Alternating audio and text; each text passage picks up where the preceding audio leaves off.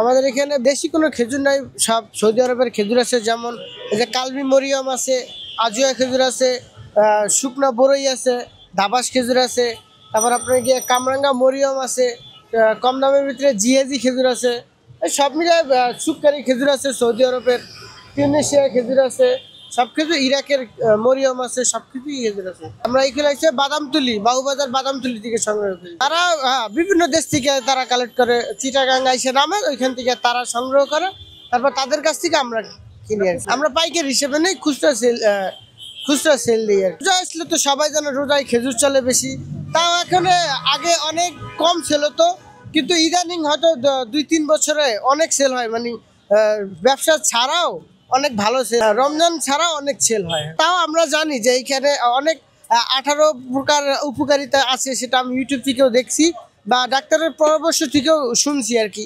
তো এটা আমি না, সবাই জানে যে খেজুরের সব থেকে, ফলের ভিতরে সব থেকে বেশি উপকারিতা বা প্রোটিন বেশি এই খেজুরেই আছে।